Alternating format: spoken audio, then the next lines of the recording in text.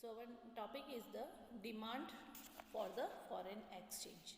Now the demand or outflow, demand का मतलब क्या हुआ है? चलो हम लोग जब डिमांड की बात करते हैं तो हम लोग कॉन्सेप्ट कौन सा याद रखते हैं? When we are talking about the goods, तो गुड्स में क्या होता है? डिमांड हम करते हैं, तो this is the inflow. But when we are talking about the foreign exchange, तो what is the foreign exchange? First, foreign exchange क्या होता है? We exporting and importing something and we get the foreign currency and we give the foreign currency. Simple terms है. So when we are talking about the demand of the foreign exchange, it means the outflow of the foreign exchange. Or foreign exchange comes from those people who need it to make the payment in the foreign currency. It is the demanded by the domestic resident for the following reasons. अब हम अगर foreign currency की demand कर रहे हैं तो उसके basic reasons कौन से हैं? First is the import of the goods and services. Import, what do you mean by the import? As you know people, import क्या होता है बेटा? Import it mean sorry, import it means we are importing something from the outside. हम outside से मतलब हमारी country के बाहर से अगर हम कंट्री से कुछ भी मंगाते हैं, it is called the importing. So import of goods and services, foreign exchange is demanded to make the payment for the import of goods and services. Suppose मैंने यूएस से कुछ मंगाया है, सो डेफिनेटली मुझे यूएस को पे करना पड़ेगा. अगर मुझे यूएस को पे करना है, सो यूएस कौन से हमारे रुपी टर्म में पे करेगा? No, he US demanded in the dollar form. US dollar जो चल रहा है वो उस फॉर्म में उसकी करेंसी चाहता है, ठीक है, क्योंकि हम जब ट्रेड कर रहे हैं तो वो उसकी करेंसी चाहता है. So at that point we are demanding the foreign exchange. Second is the tourism. यहाँ से मुझे यूरोप घूमने जाना है, लंदन जाना है, सिंगापुर जाना है, वॉट एवर, मुझे कहीं का भी जाने का प्लानिंग करना है. सो उसके लिए क्या चाहिए? डेफिनेटली मुझे जहाँ जहाँ घूमने जाना है मुझे वहाँ की करेंसीज चाहिए. So tourism is the foreign exchange is needed to meet the expenditure incurred in the foreign tour. And third is a unilateral transfer sent abroad. Foreign exchange is required for making the unilateral transfer like the sending gifts to the other countries. हम लोग transfer payment पढ़ चुके हैं बेटा national income में, बस यहाँ उसी का जिक्र हो रहा है. If I want to give the something gift to the US people, UK या यूएस में कोई रह रहा है, मुझे उसको गिफ्ट देना है, तो मुझे उसके पैसे की, उसकी करेंसी की requirement. Next, purchase of assets in the foreign countries. अगर मुझे यूके में, यूएसए में कोई प्रॉपर्टी खरीदनी है तो मुझे वहाँ के ही पैसे फॉर्म में देने पड़ेंगे. मतलब मैं वहाँ रुपीज़ दे के प्रॉपर्टी नहीं खरीद सकती हूँ. अगर मुझे वहाँ कोई एसेट्स खरीदनी है तो I have to pay the in the dollar form. So purchase of assets in the foreign currency, it is the demanded to make the payment for the purchase of assets like lands, shares, bonds, etc. in the foreign countries. Now, speculations. What do you mean by the speculations? Demand for foreign exchange arise when the people wants to make the gain from the appreciation of currency. This is very important. Speculations का मतलब होता है ना, speculated हो रहा है, कम ज़्यादा like this. So speculation it means demand for the foreign exchange arise when the people wants to make the gain from the appreciation of currency.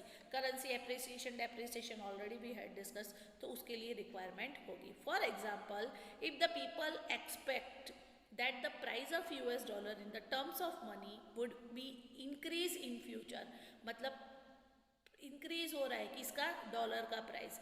They will buy more US dollar today.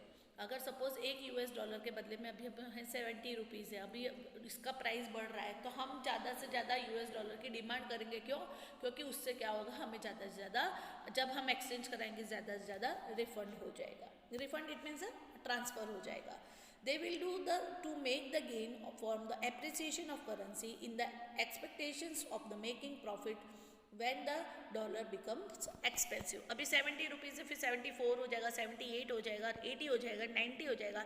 तो eight that point क्या हो जाएगा, लोगों को क्या हो जाएगा, पैसा कमाने का जरिया मिलेगा. अब वो $1 के बदले में लोगों से कितना एक्सचेंज रेट ले सकते हैं? 80 रुपीज़. उन्होंने कितने में खरीदा था डॉलर? 70 में. अब वो कितना एक्सचेंज में ले सकते हैं? 80 rupees.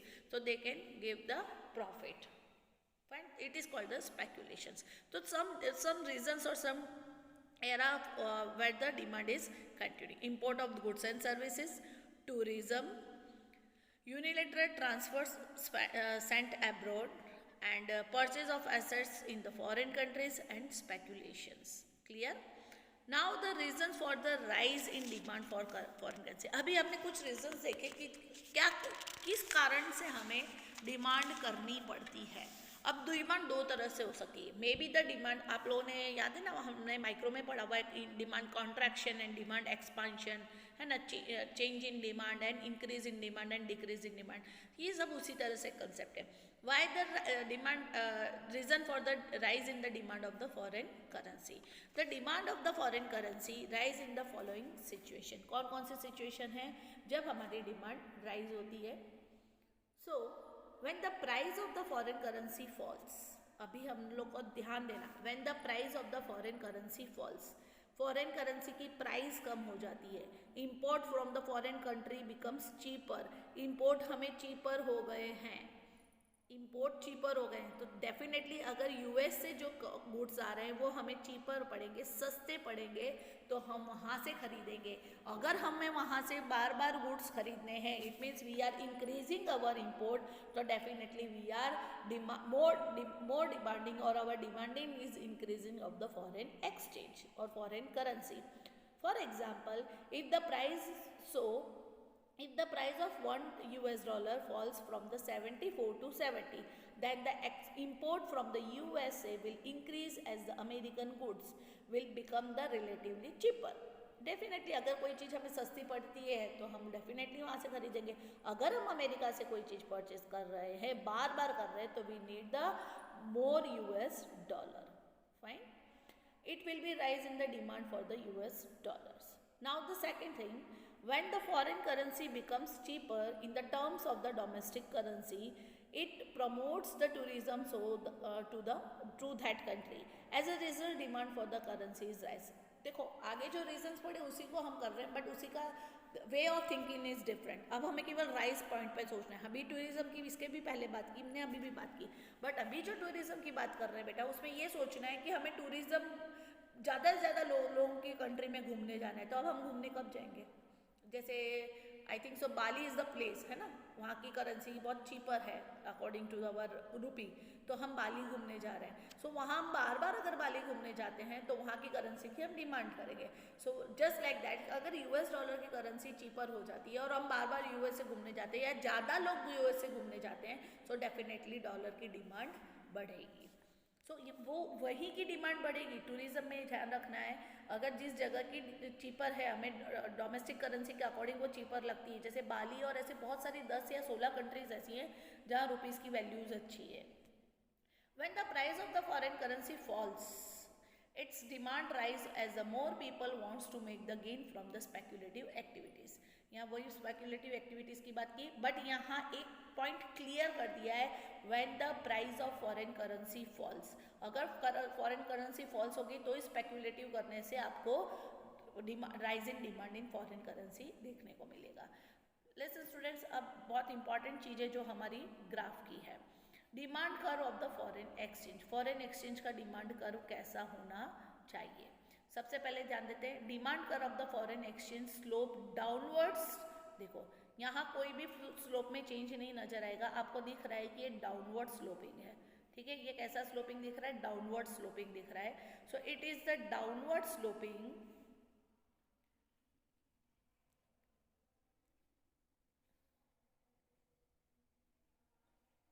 Listen, this is the downward sloping, आपको दिख रहा है ना, ये हमारा डाउनवर्ड स्लोपिंग कर्व है। And demand curve for the foreign exchange downwards due to the inverse relationship. As you know people, when we are talking about the micro economics, demand price and demand having the inverse relationship, that's why we are getting the downward sloping demand curve. So here also same concept, our slope is the downward sloping because of the inverse relationship between demand for the foreign. देखो Y axis पे हमने क्या लिया है बेटा? Rate of the foreign exchange, और X axis पे क्या लिखा है? Demand for the foreign exchange. So जब क्या रेट है, मतलब रेट ऑफ एक्सचेंज रेट क्या है, ठीक है। सो रेट अगर हमारा inverse relationship between the demand for the foreign exchange and rate of the foreign exchange, at that particular point we can see that the our demand curve is the negative position. Clear? Now in figure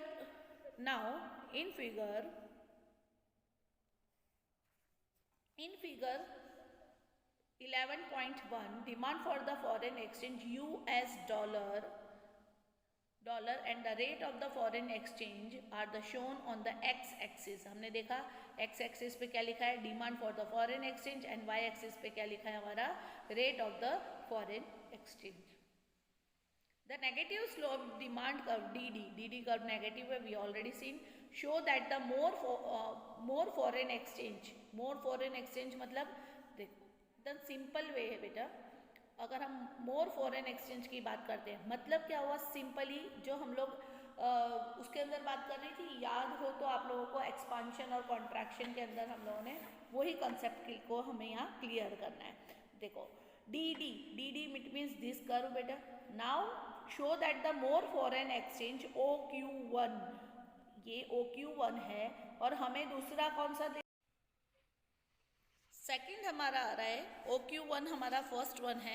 ये मतलब क्या हुआ, when the your demand is foreign exchange is OQ1 मतलब ज़्यादा है, तब आपकी price कितनी हो जाएगी बेटा, ये आपका पॉइंट डिनोट कर रहा है. It is the denoted is this shows that the more foreign exchange OQ1 is demanded at the low rate of the OQ. ये देखो रेट कम है और इसकी डिमांड ज़्यादा है. At another point we can see clearly, दूसरा point हम लोग दूसरे कलर से मैं बाइफरकेट करते हैं तो क्लियर हो जाएगा. Now the another point is that, listen, this is the R2, clear, this is the R2. देखो इसकी rate of exchange is more and the demand is less. So what is that? This is a perfectly inverse relationship between these two factors. It means the rate of foreign exchange and the price of the dollars. That is the demand for the foreign exchange. That is the absolutely negative effect on the both. Now the concept is the supply of foreign exchange. The supply it means the inflow. जैसे हम लोग ने demand में outflow पढ़ा है, supply is the inflow. That is the perfectly opposite relationship between the supply and demand. As you know supply का positive graph मिलता है, डिमांड का नेगेटिव मिलता है. The supply inflow of the foreign exchange come from the those people who receive it due following reasons. अब इसके regions क्या है, वहाँ जैसे इम्पोर्ट था बेटा, यहाँ हमारा एक्सपोर्ट आ जाएगा. So exports of goods and services, supply of foreign exchange comes through the export of goods and services. Export of goods and services से क्या होगा, अगर आपको एक्सपोर्ट करना है so आपकी सप्लाई ऑफ फॉरेन एक्सचेंज बढ़ जाएगी. Foreign investment, the amount which the foreigners invest in the home country. अभी पहले क्या हो रहा था, हम वहाँ एसेट्स परचेज करने जा रहे थे when we are talking about the demand, but now when we are talking about the supply, foreign investor comes in our home country and they are getting the more supply of the foreign exchange. Next is the unilateral transfer from abroad. That is the to abroad, it is the from abroad. What is the difference between to abroad and from abroad? Already we had discussed in the national income chapter. Supply of the foreign exchange increase in the form of the gifts and the other remittance from abroad. यहाँ से आ रहा है. Now the same is the fourth is the speculations. Supply of foreign exchange come from those who wants to speculate on the value of foreign exchange. That's it. That is a simple things. Clear? Now the reason for the rise in supply of foreign currency. Rise in supply. Why क्यों supply rise हो रही है foreign currency की? जैसे demand के कुछ reasons है, वैसे हमारे पास supply के भी कुछ reasons है. Now the first condition, the supply of the foreign currency rise in the following situation. First, when price of foreign currency rise. अब यहाँ सोचो ध्यान से, price of foreign currency rise, price बढ़ रहा है, so domestic goods become relatively cheaper. अब क्या हो जाएगा, जैसे हमको पहले फॉरेन के गुड्स चीपर हो रहे थे, अब हमारे डोमेस्टिक गुड्स उनको चीपर होंगे. It includes the foreign country increase their imports from the domestic currency country. As the result,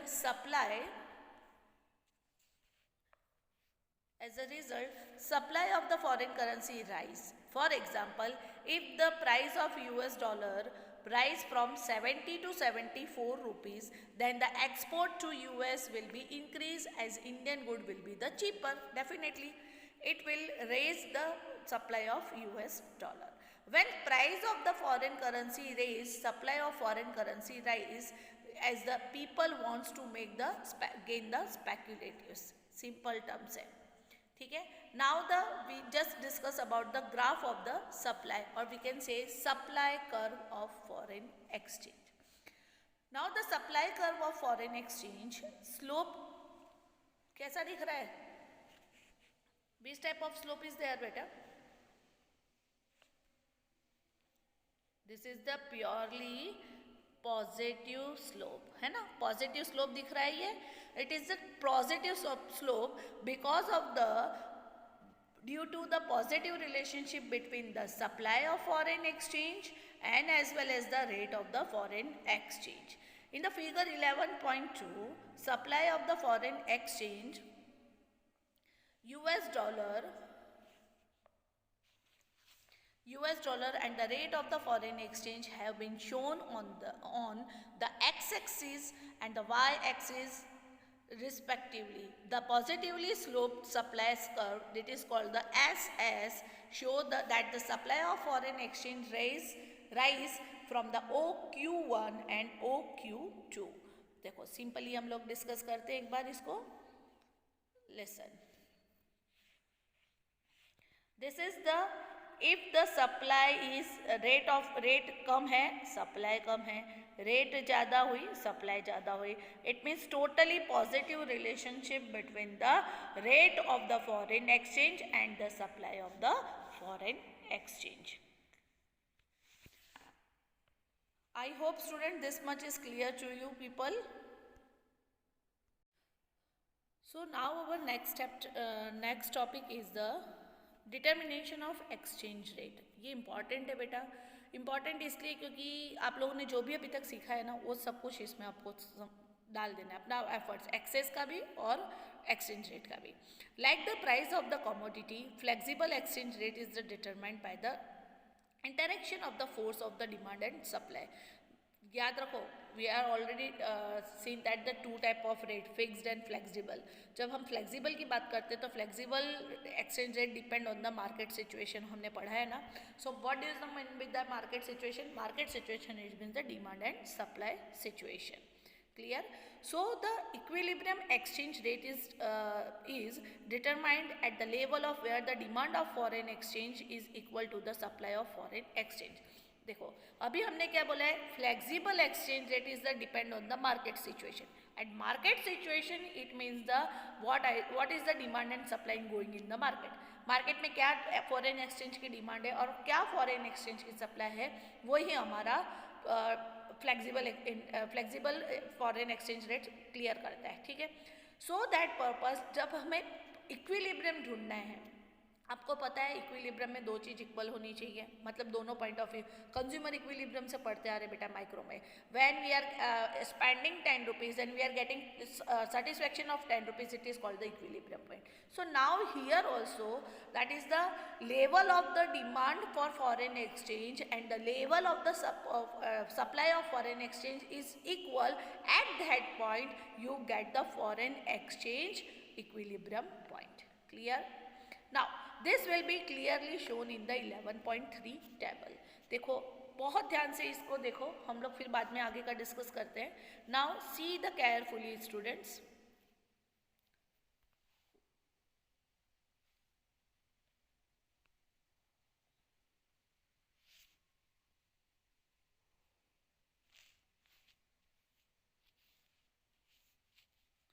See,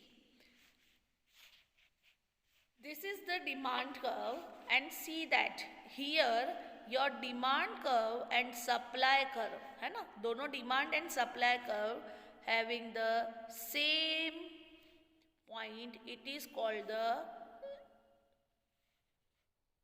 same point. You see that this is the same point and it is called the equilibrium point. What do you mean by that beta? It's mean your demand curve, it is the negative slope, your supply curve it has the positive slope. और ये दोनों point जहाँ आकर मिल रहे हैं हमें, ये दोनों पॉइंट जहाँ आकर मिल रहे हैं, इस पॉइंट को हम क्या बोलते हैं? Equilibrium point. इस पॉइंट को हम क्या बोलेंगे बेटा? This point is called the equilibrium point. So this is our equilibrium point. When the equilibrium exchange rate is the determined and rate of the at level of where the demand for the foreign exchange is equal to the supply of the foreign exchange, this will be the clear from the this graph. Clear? Now see the carefully. As seen in this diagram, demand and the supply of the foreign exchange are the measured on the x-axis, and the rate of the foreign exchange, it is the measured on the y-axis. Clear? And DD is the downward sloping demand curve of foreign exchange, and the SS is the upward sloping supply curve of the foreign exchange. Clear, students? So this is all for today. Fine. Tomorrow we will continue our next topic.